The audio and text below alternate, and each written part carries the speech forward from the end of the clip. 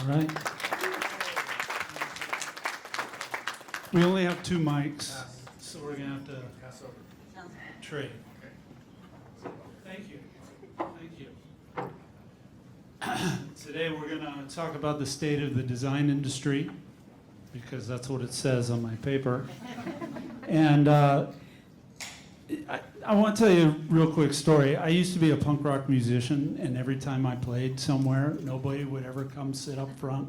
And so this is like oddly reminiscent of this. So, you know, please feel free to come up front if you can't hear or see anything. And for the people on the wings, please feel free to turn your chairs this way if you want. I mean, we are a community. We want you to be involved, even if you are sitting in the corner. So, anyway. So thank you, Terry, for introducing me. And before we jump in, I'm going to introduce our panelists and with my severely abbreviated biographical sketches.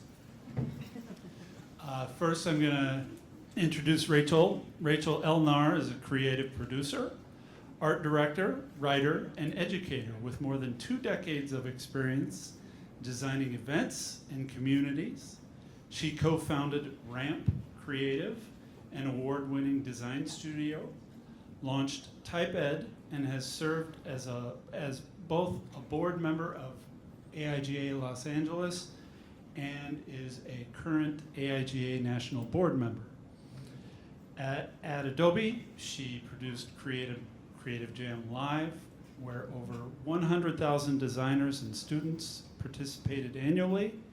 And today she leads Together by Design and co-hosts Cheers and Tears podcast. With you. With me. Our next guest to my left, they're all to my left. John Maeda is a technologist and product experience leader. Currently, John is serving as, let's see if I can get this all in one breath, VP Engineering, CoreAI, Computational Design and Research at Microsoft. I want to design your business card. He is an author of 5 books, including How to Speak Machine and The Laws of Simplicity. He was a professor at MIT Media Lab and the 16th president of Rhode Island School of Design. He is also represented in the permanent collections of the Museum of Modern Art in New York City and the Cartier Foundation in Paris. And he is the first recipient of the White House's National Design Award for algorithmically generated visualizations informed by data. Please clap. We're going to clap again, but please clap. It's going to be a hard act to follow. You can do it, Dave. You can do it. Dave can do it. Dave Miller is the founder of Design Citizen, a talent management agency for the modern creative. He's interviewed thousands at every stage of their career and helped them shape their story, build confidence, and stand out. As a talent leader, he's also helped organizations design inclusive recruiting strategies, build talent pipelines, and elevate culture through storytelling and connection.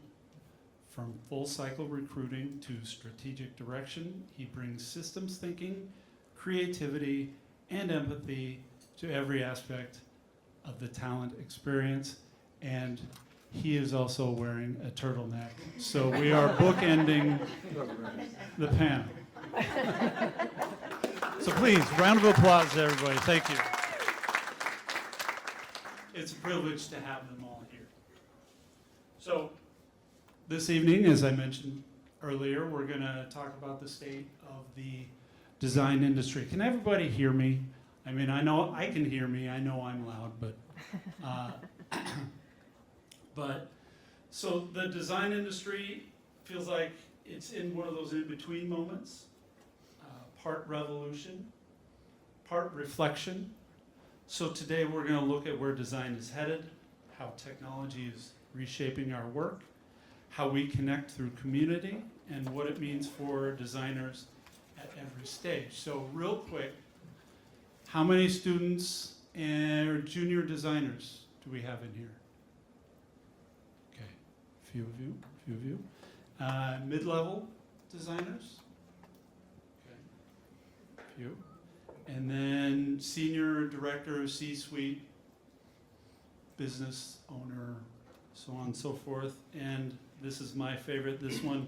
How many senior designers who disguise themselves as mid-level designers in the current job market?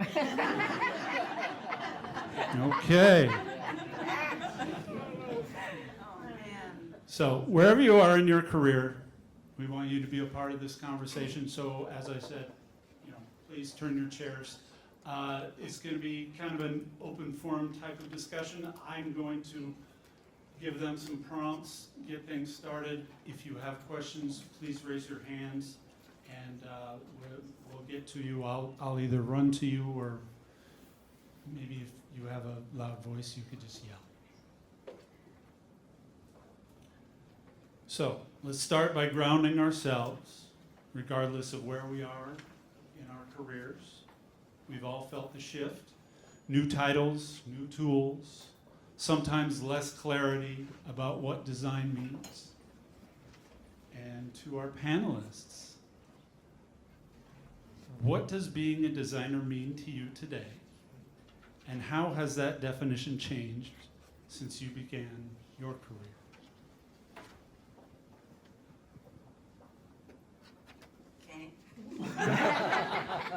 Man, just kind of like, no. Or Dave, in your case, how have you seen it evolve? Dave, have you designed, were you a designer? I started as a designer, made every mistake in the book, and accidentally found myself in recruiting, which is basically how any recruiter winds up in recruiting. So I do consider myself a designer, though. I'm a designer of careers, I'm a designer of community, designer of programming, and a good resume designer too, although that's changing with AI. But so yes, my business approach, my thinking is through the identity of design. I would say that everybody is a designer, honestly. If we're talking about choreography and arrangement and curation, and the question again was, say that again, Eric? I'm so sorry. What does being a designer mean to you today? What does being I guess exactly that. Basically really thinking about the experience and crafting that and curating people's step through one to another. It's more of like a user experience. And that's how I feel. Because I don't design, I'm not pushing around pixels during my day. Sometimes I am. But for the most part, I'm thinking about what does it look like from start to finish? What does it look like when there's a customer journey, or there's a user who comes into a space, or there's a person who comes in? Is there a wayfinding or a sign for people to come into a room?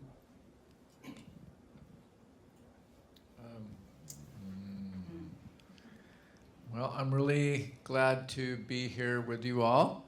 I don't get out very much, so it's good to see you all.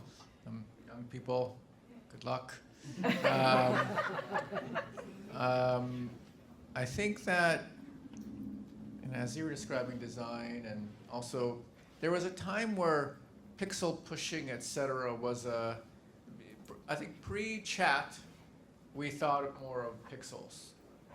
Pre-conversational interfaces, we thought of sort of visual things, graphical user interfaces. The user experience was a very broad idea. But recently, because of the capabilities of these new models, it's a question about what is design. Design is going to become much less visual. So if you remember, if some of you are from my era, there was this era where people hated this thing called desktop publishing. Anyone from that era? Thank you. Desktop publishing, yes. There was a time where there was a right way to design a book. What you would do is you would send the type out to be typeset. You would type a manuscript, and it would go out to get typeset.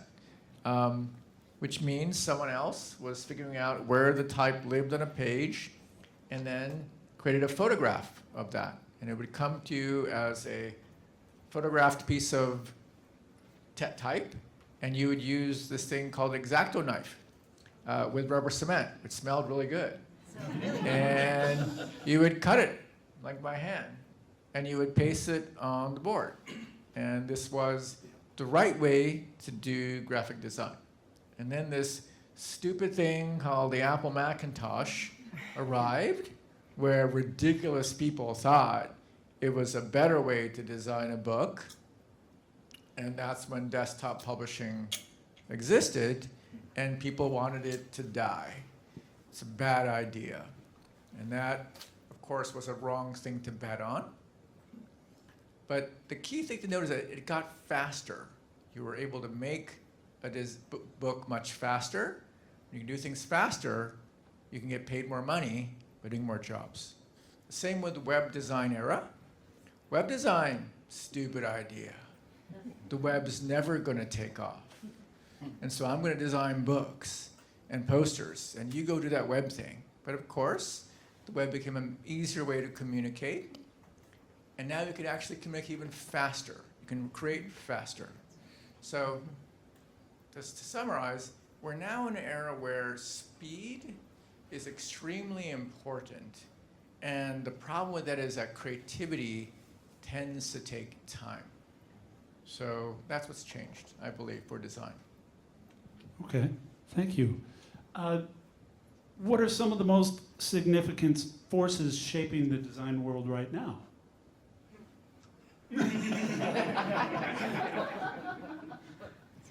Awkward.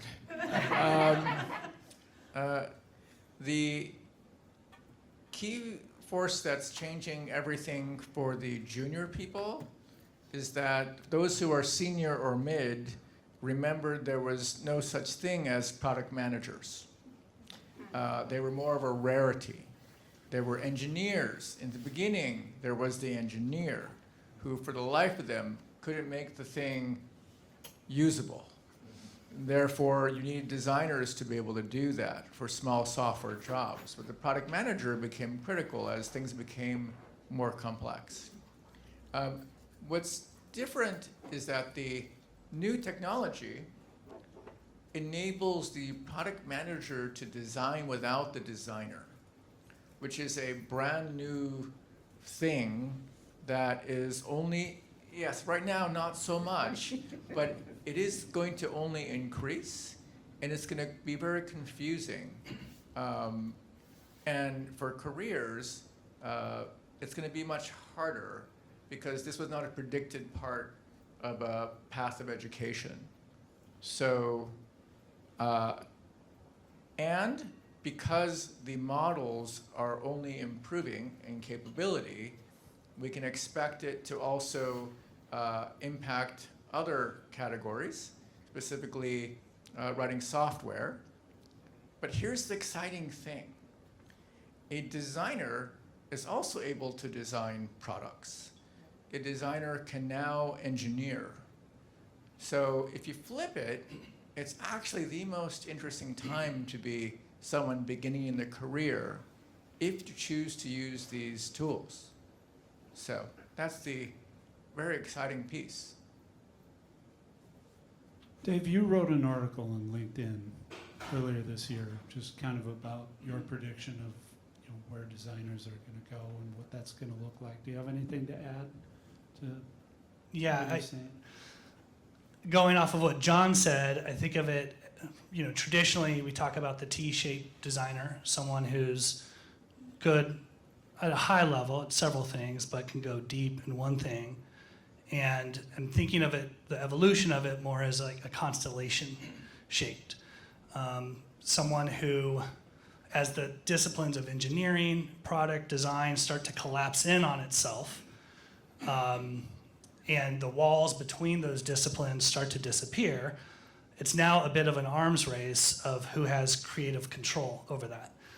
I think this is going to profoundly affect education and curriculum, and how we're teaching the next generation of designers.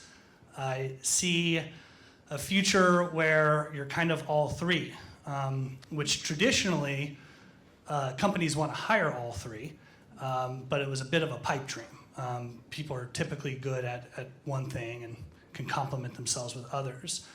And so in some ways, design has the opportunity to hit the moment with what employers have always wanted, this twofer or threefer. But the skills gap of us getting there and being competent in all of them are where the battle is. AI and new technology is going to enable us to do things that we could never do before from a product management or engineering standpoint. Our engineers and product people are also occasionally inherently creative themselves. It's not, they just chose a different track. And so I see all of us kind of competing for that authority and voice and the ability to influence and create impact. That said, I see the designer as having certain tools at their own disposal. It's not good enough for us to just have a good idea. It's how we package it up. It's how we present it. It's how we position it. That gives us a bit of a curb. If we can marry that with some business acumen that maybe we don't traditionally get in our arts programs, and using technology to really understand the development process, it's anybody's Game of Thrones right now is how I see it. And I think that's exciting.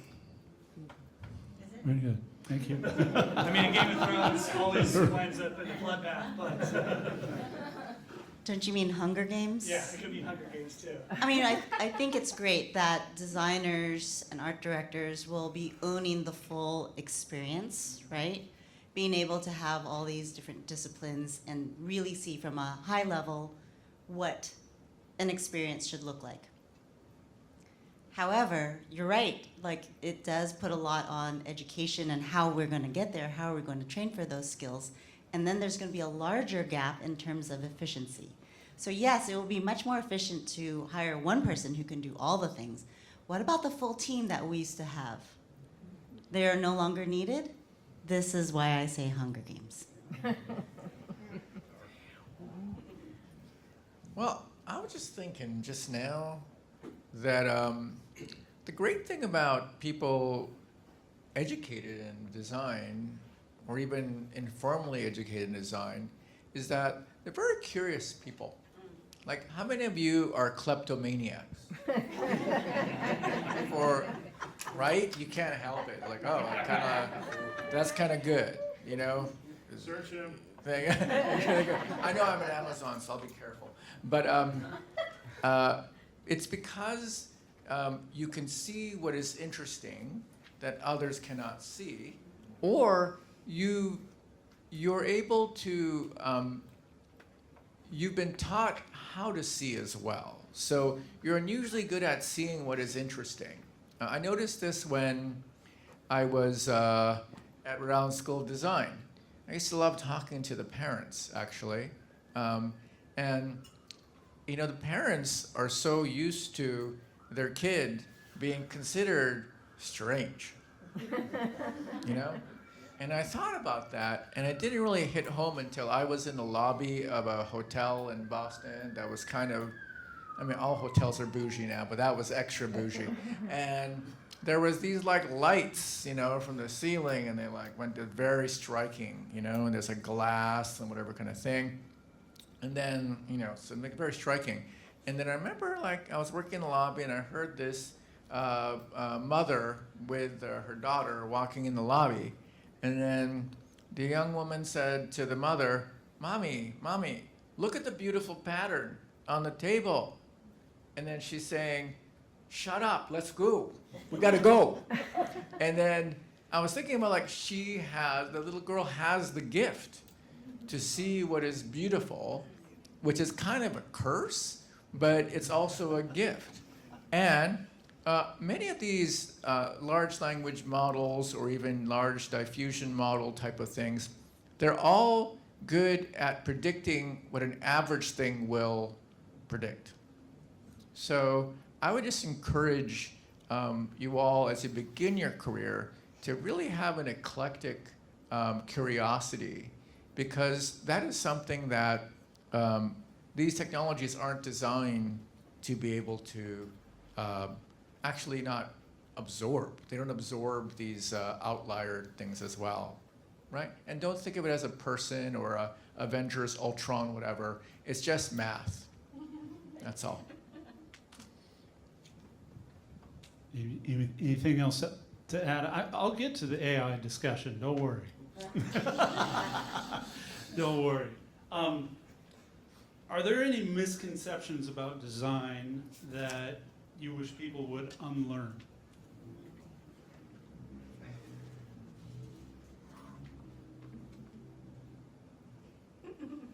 I mean, I think design is just misconceived by the broader non-design community in general. It's that we make things pretty. When I work with startup communities, there's kind of a 50-50, and one of the things I'm gauging on is their design maturity. If this is somebody that I want to share my network with, is what they're asking for realistic in regards to, they say they want this person to have a voice at the table. They say that they'll resource this person and give them access to money, that they'll be listened to and taken seriously. But so many people start in these roles and they find themselves in a reactionary mode where it's do this real quick. And they become glorified presentation designers to fundraise more money. And when they could be the strategic linchpin as far as their approach, their thinking, like John said, uncovering beauty and seeing things differently. They have that spark. And how do you get companies to value that and to embrace it and to fund it and reward it is where I see a major gap in a lot of employers. And that's, part of it is the business realm of we only have so much money or we only have so much time and who's going to beat us to the punch. And I could see in this particular race and with the emerging technology and AI, and in a time where it feels like, how much more can we do with less? It almost feels like the move quick and break shit era again. And so maybe we have to break stuff, fall flat on our face, break our nose, and chip a tooth for them to understand and uncover design's capability in this new age. And at the same time, designers becoming more constellation and encompassing different areas of the business that used to have a hard line, and exploring those skills and being competent speakers around those skills that build trust with those employers and the people that control the money, to have them be brought into it and solve problems. I'll give you an example.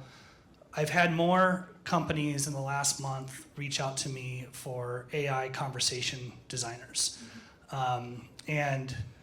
Conversation designers have existed for a long time, and we've had chatbox and voice AI and things of that nature.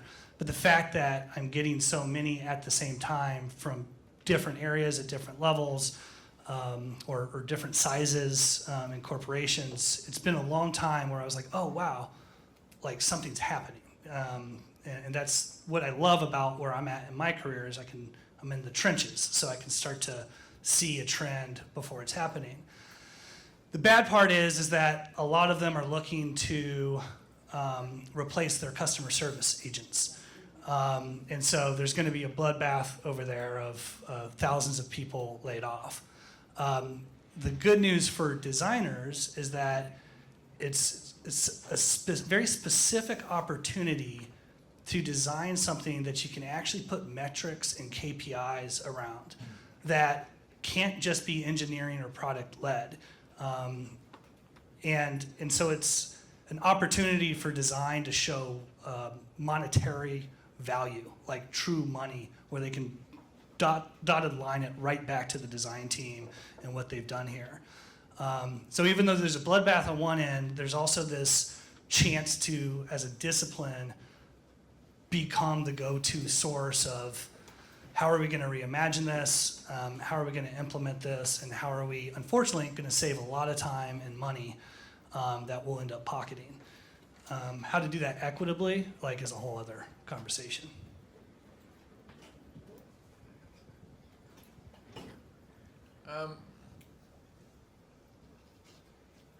I headed towards design because of this man named Paul Rand, who was a graphic designer.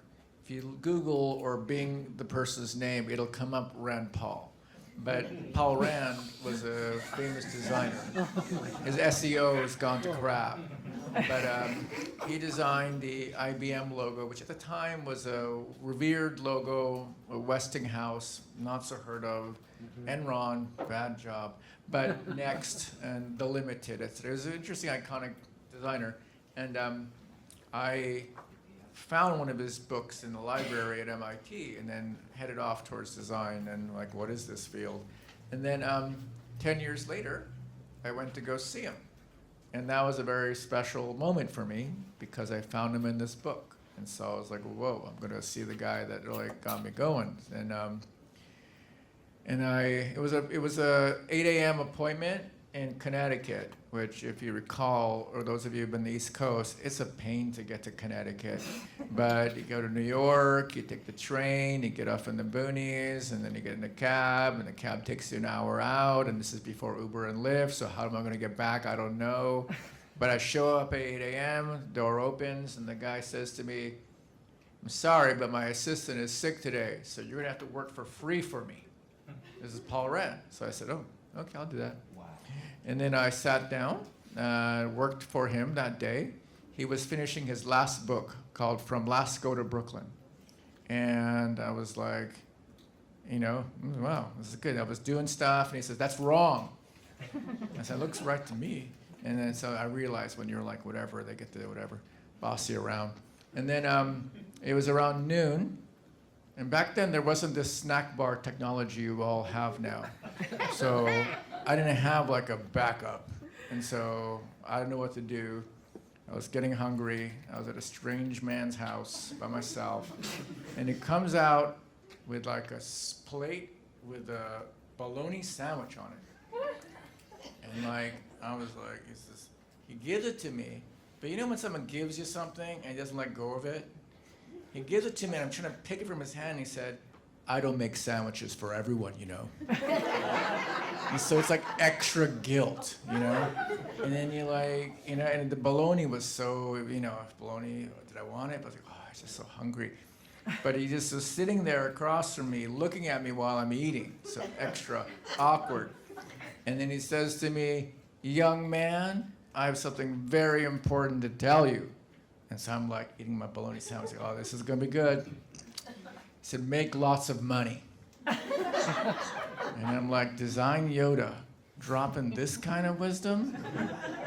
And I ate my sandwich, And then he saw my face, a little perplexed, like, oh, you don't like what I said. And he said to me, you have to understand that at the time he was 81, and he said the thing he's learned at the age of 81, being self-made, not coming from a trust fund or whatever, single mother, the whole thing, he said that he realized in life that the things you love to do often don't make any money. And he found that the things that maybe he doesn't like to do can make some money. So he said, you have to make money to pay for the things you love to do. I know in the modern age with Instagram, there's an Ikigai chart where you can have both. He didn't know about that chart.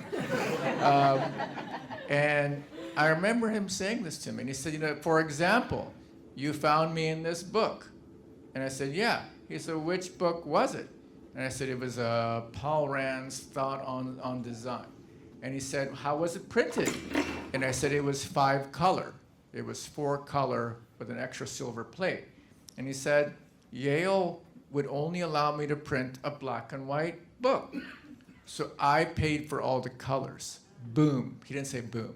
But he was basically saying that he had the wealth to do it the way he wanted to do it. So long way of saying, ChatGPT or Claude or whatever is the best business partner you could ever imagine.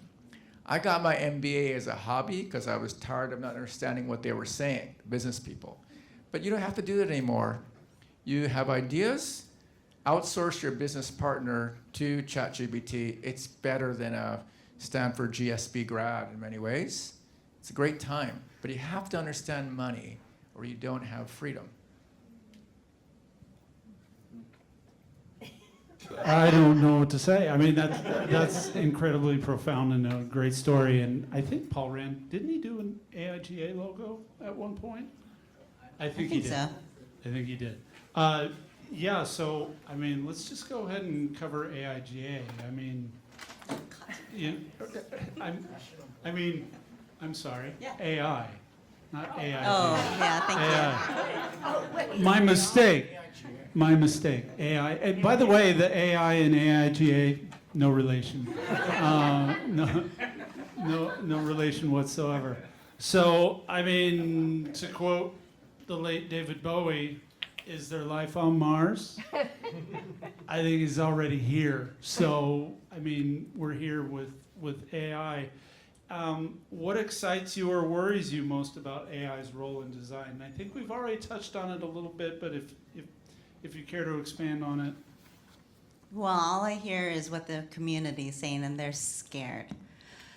So last year we did, and by we I mean Adobe, we did one of our very first Firefly webinars, right? And it was pitched in the way, and many of you know this, right? The way that Adobe, this is not live streamed, right, Terry? I just want to make sure. Sure it's not. So many of you know this. The way that Adobe had released Firefly to designers, I think, was great. It's going to help you generate more imagery, help you illustrate, help you whatever. The way they released it to marketers was, you don't need designers anymore. So they started cannibalizing their own customers. So you should have seen the chat. They did not like us. They were not happy. A lot of the first year of after we released Firefly in the webinar, it was more than a year ago, there was a lot of worry. And a lot of that was just misconception. And of course, the fact that AI is changing so much. In terms of image generation, I don't know where we're going. It's going really, really fast, especially with Nano Banana and VO and how this is progressing. Personally, I feel like it's when Photoshop was first released with the clone tool. Oh my God, you can clone your face on other people? We could, we don't need designers anymore. They can just, secretaries can now design websites, things like that. I remember people talking about that. Oh man, desktop publishing Yeah, class desktop had publishing, extra right? heads on Right. everybody. But there might be a place where there's just more opportunity, right? So yes, we had those tools that allowed everybody to design. Adobe says creativity for all. But there are different tiers. There are different audiences for different types of designers. So I do feel like there will be opportunity when we have more AI. I just still, again, worry about the proficiency and efficiency. And efficiency to me means less people needed.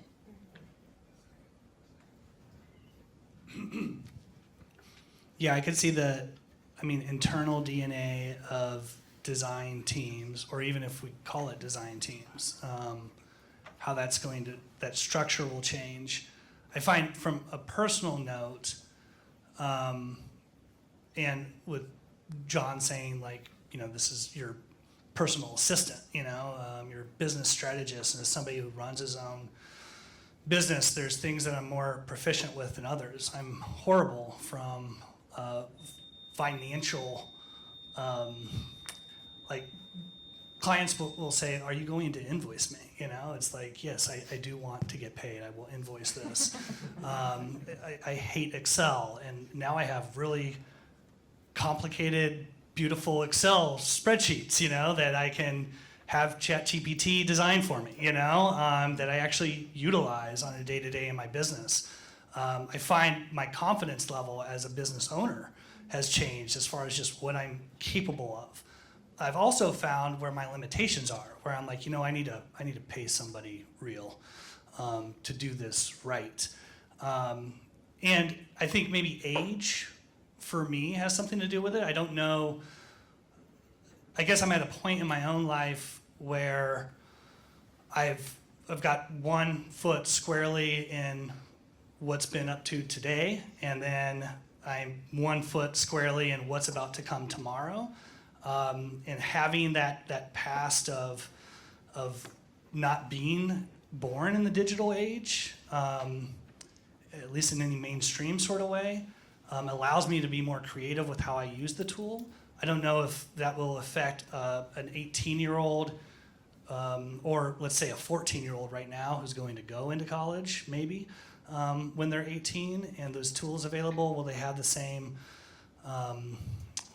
context of why they're using it or why they're doing that, which could be a moot point anyways with the way things will change, because the world changes. There's one constant there. But it's freed my creativity in a way to accomplish things that in my ADHD brain stopped me hard in my tracks, where I was like, I'm stuck. And all I can do is envision real large, but I don't know this tiny little baby step to take, or I can't force myself to do it. There's the dad, Randy, on South Park, if you've seen a recent episode, who just follows ChatGPT's entire business plan. And there was a part of me that blushed a little bit, where I was all like, oh my God, am I fucking Randy? But I'm not. But I am. But I'm not. And so in that sense, I'm hopeful for it. I'm able to have more fun, more creativity, get more done, be more productive, and it's working for me. But I also see just the need for people that are skilled and actually know what they're doing. I think where it's really going to change is in education. I see more self-taught designers, and I've always seen the self-taught designer. But some of the things people are producing now, and there's a fine line between it was just produced by AI and somebody who actually read the books, took the tutorials, put the time and the hours into it, and they're cropping up more and more. I can see this for me professionally too, where I'm like, I don't really know what I am. I could be actually a lot of different things, and so it's freed me a little bit from my own cage that I put myself in. I don't know if any of this is making sense. I'm just thinking out loud with y'all. Yeah, it's tracking. Okay. Yeah, it's tracking. Throw anything in? Thinking, so when I was in my early 30s, I was lucky to work with AARP. Some of you know what that is.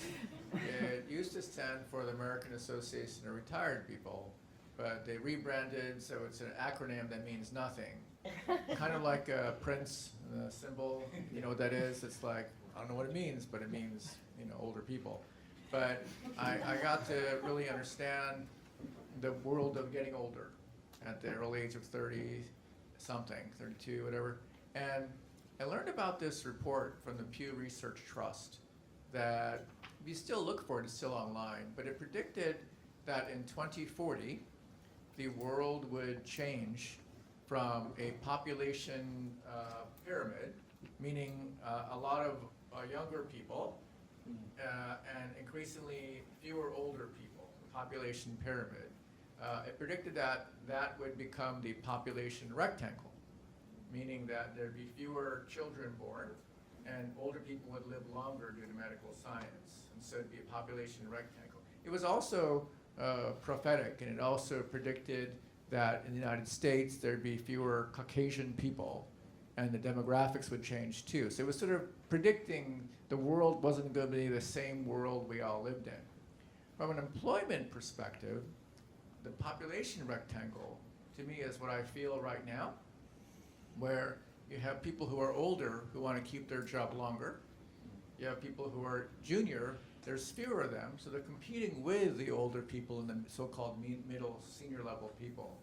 And what's difficult for people who are senior or mid, et cetera, that band, they've got to keep working because they can't retire yet. And stuff just changed yesterday, kind of thing.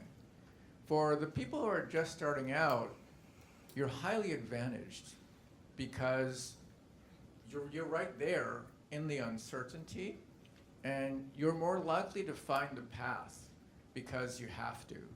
People in the senior or mid, that's a pretty big challenge because you've got something called a mortgage, where you've got kids that are big and they're kind of yelling at you maybe, or you have a dog or cat, it's a whole world, right? So it's like, you've got stuff. And so, and then you're what? You've got to like skill up at the same time, give me a break. So that generation in the sandwich, the middle of the sandwich, is gonna have the hardest time. And I tell that generation, learning AI, how it works, is going to be beneficial to you, because then you're less afraid of it, because it's just a kind of mathematics that now makes computers operate differently. I like that saying, be risk-versed, not risk-averse. So you only feel risk when you don't know it. And so just know it, and it's not hard to understand. For the new generation, you've always faced this challenge because technology changes so much. And so if you're lazy, you're going to be left behind, just like it was in the old days. But if you're like a striver, you know, it's going to be okay because the world changes. It makes new jobs for new skills.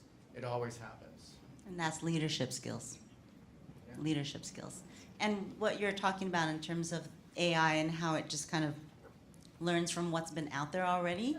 I was telling some students today who came to me in the portfolio review, what's really important is your point of view and what makes you unique, because that will separate you from all the other stuff that's out there. Great. Yeah. I'm going to take over. So, yeah, I'm taking over. I have a question. Sorry, Erik. I'm getting to community here. Okay.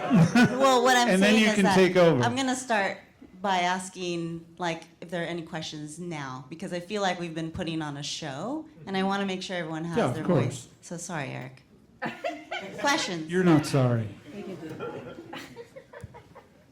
So on that note, especially with, you know, like how everything is changing, like especially with what happened at Google in the past couple of weeks, do y'all see that as a bellwether of where they let go most all of their junior staff and a lot of different position types like UX research, product, you know, that they're more valuing strategic thinking and that ability to be able to take on multiple different roles in one head?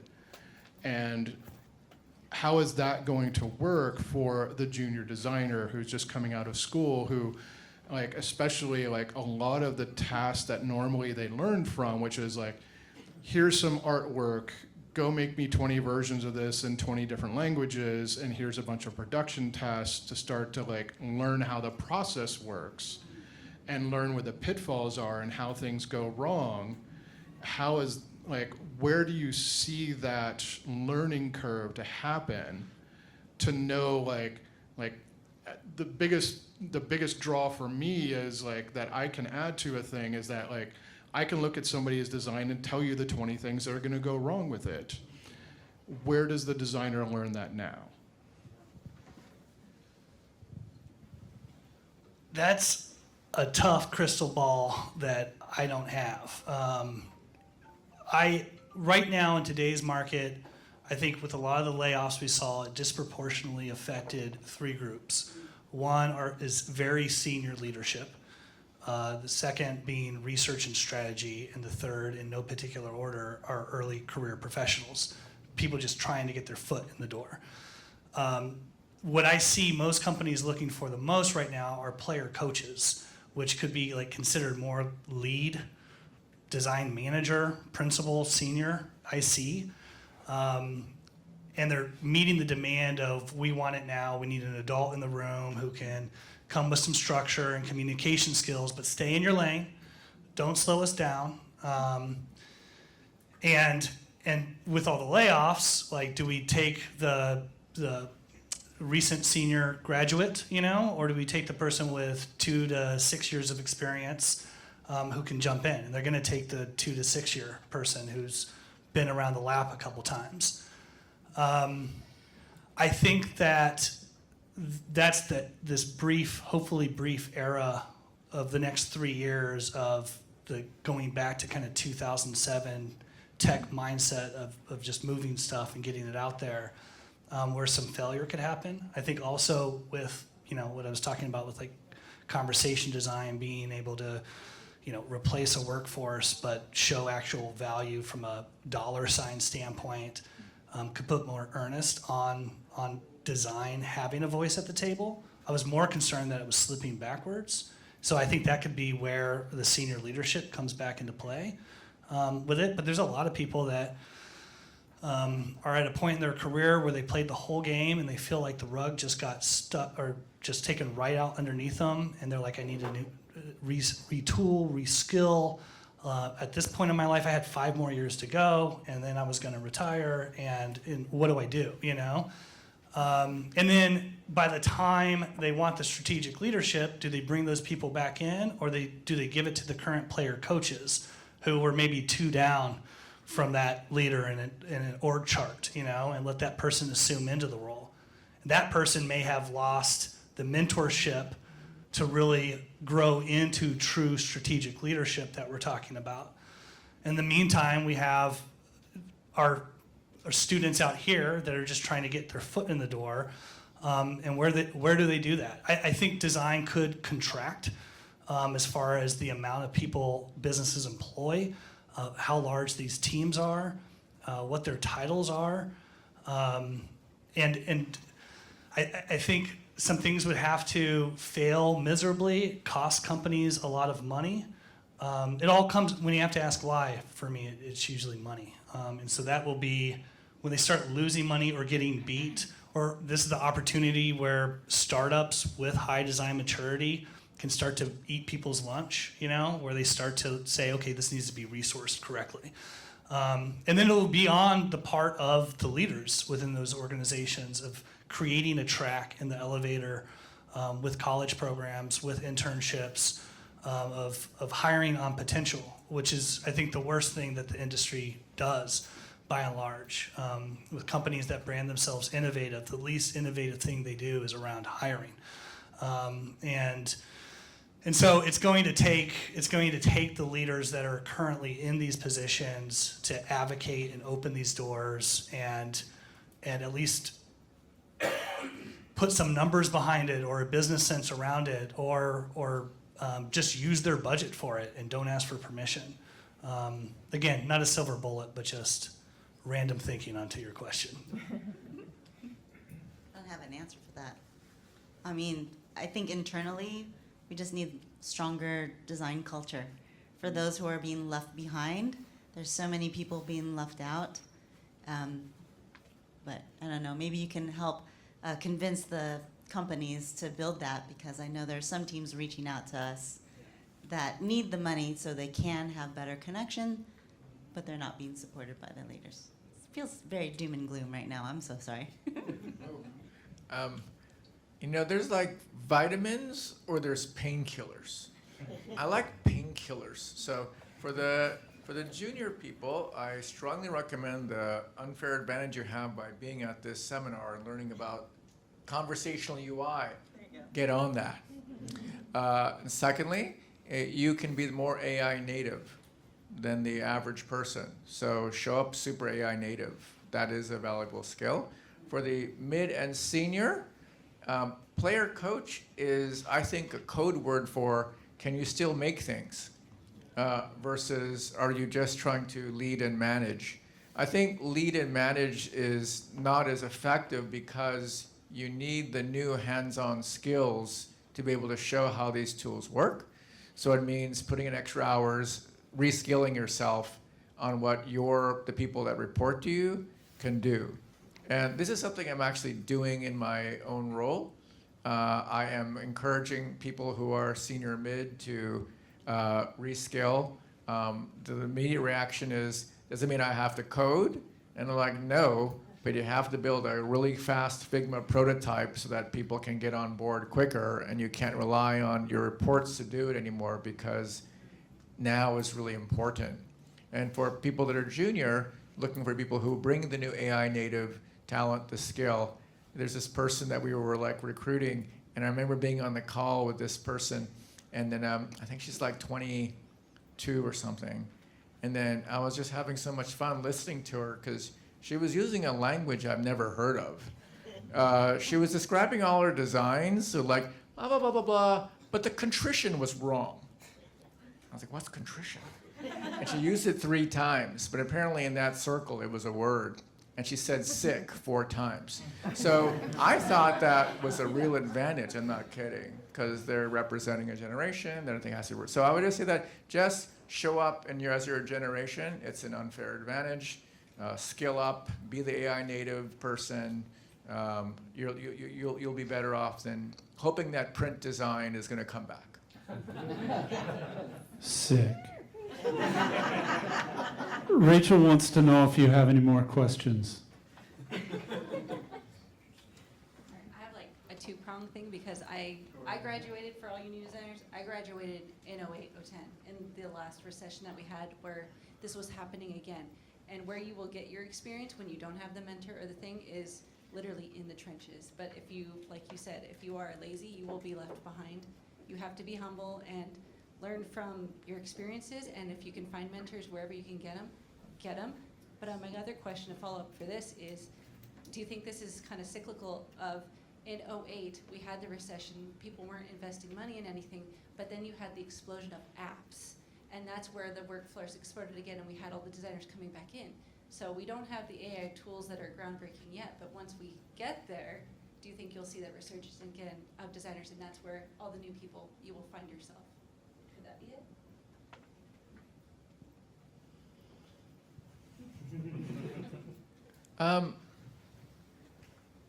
I think that the wave of design that'll be in 5 years from now, I personally, I'm not saying on behalf of any entity that I may have represented in the past or today, I think it's going to be very different. If you think about it, there's this book called In the Beginning There Was the Command Line. And if you haven't found this in your life, it's quite entertaining. It's like you can get it online. Who's read In the Beginning There Was a Command Line? No one here? There we go. Okay, like it's not very popular. But it's written by Neil Stephenson, who did Snow Crash, or a famous writer. But it's a nerd essay. And it's basically saying that in the beginning there was a command line, and developers all worked at the command line. They would type sort of wizard-like commands that no one else understood. But there's a paragraph in that essay that's always stood out to me, which is, and then the graphical user interface emerged, and it messed everything up. And on the one hand, you could think, well, it messed everything up because the Wizards of Waverly Place, whatever, lost their power, and it got to everyone. But actually, if you read it a different way, it's the fact that any graphical user interface is a set of constraints. Underneath the graphical user interface is an extremely powerful capability in the computer. We have, over time, built a covering on it that limits its capability. And through the development of the user experience discipline, we've built an industry that creates obstacle courses for the user, like American Ninja. So it's like, go down here, it's like over here. Okay, now come over here. Okay, now run, and come over here, jump over here. And so that was the way things were, because we're building on top of a computational system. Things got more complex, so we had to make it into an obstacle course. But we now live in an age where the user can teleport to the goal, which is a very different era, which means if I understand what you want to do, I don't have to have you use a cockpit. I will get it done for you. That era in the next 5 years is going to get at least 10 to 20% better. And that kind of interface design is going to be valuable.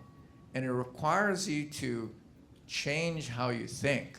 And if you want to know what I think is the best video to watch, it is Your APIs Are Not Your MCP. Super boring title.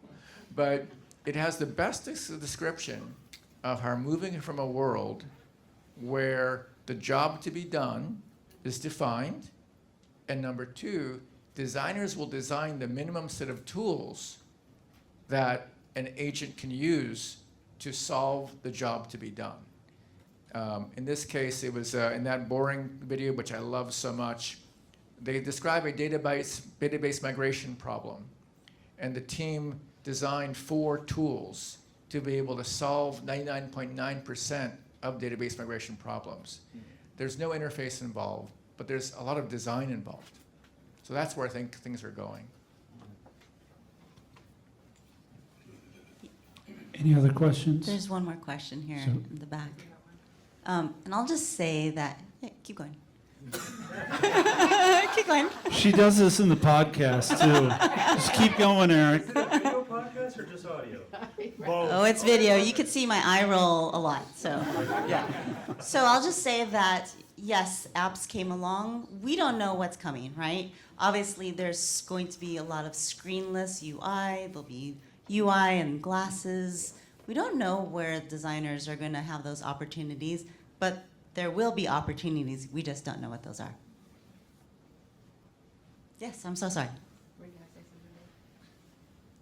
Oh, sorry. Oh, I'm so sorry. I was just gonna. So good to see you. I was just gonna say that yeah, design is going to design that future. You know, in that sense, there's those opportunities, but I also see opportunity for people to be independent and free from a company and start their own businesses. And you know, you might not be designing the teleportation system, right? But it could be, you know, designing for small businesses and their brands and their campaigns. Campaigns might not exist the same way. Everything's going to change so much, but I see this technology is also enabling people to stand on their own in a way that is more steady and less risky than it feels. I think a lot of us have that ideal of running their own thing, but it's scary to do that, you know, when you have rent and mortgage or kids or anything like that. So, hey. I wanted to ask, take it away from technology a little bit. And Dave, thanks for bringing up the monetary piece of this, because I have 1 or 2 students here. They can probably attest to every time I'm in class, I always talk about the money piece of it, and I'm cringing inside as I'm talking about it, but it's like it's a real piece of it. So one of the things that I've seen is companies that are moving design offshore, and not necessarily for talent, but for cost savings. What are your perspectives on that? Because I'm personally conflicted over it. I think it's great for diversity, but the reasoning behind it, I don't feel so great about. I think, I mean, that comes down to money, right? You know, and maybe parlays into one of the earlier questions of like, it's outsourcing production, you know, which now the technology is about to outsource the need for production. And so the offshoring in nations that have really been able to capitalize on this in really beneficial ways for their own countries, their nations, their cultures, and have these strategic relationships with the states, with, you know, which is traditionally the leading edge of innovation. Yeah, they'll end up getting hurt in ways that could surpass our own scene here. If we really are the leader of, you know, innovation and technology, and continuing to bring these people from around the world who want to be here and who study here, and investing in them and giving them pathways to stay here, will be, you know, all the more important. But then that would trickle down into when we're designing what's next, and production is kind of turned into a different thing or have a different meaning to it. go back to what we're doing right now, which is the leaders that are in place right now, getting their teams to think about this technology, encouraging them to take courses using their career stipend benefit, the couple grand that they might get a year from one of the larger employers, to use that to upskill, not just to help their own team, but to actually be a part of the community of design and the profession. What is your name? Danielle? Well, the reason why I want to, by the way, thank you for bringing to your courses the need for financial literacy. It is something I have cared deeply about, and I have lamented that in the entire education profession gets missing. It makes it even harder for students who have professors who look down upon you for making money, which I witnessed with many RISD alumni who were embarrassed to come back to campus because they were making money or not doing the thing that they were told they were good at, like making jewelry or something that was perfect for a certain type of individual, and literally crying and being embarrassed. And so making money is a very good thing. And to Danielle, I like what you said, which is basically a variant of what I've realized just now. If you can get a job for something and get paid for it, it means you're producing something that has value. Whether it's something you dream of doing or not is aside from the point. You've located something that you can do that will make money. So, but if you're trying to find this ikigai thing of like you love what you do, whatever, that beautiful diagram with the 4 circles, I love it, then it's just going to be a lot harder, and you might find it. It's better if you choose to go where your skills might be, because if you don't, it's just going to make your life harder, and it's no loss of your integrity. It's actually operating in a world that needs you.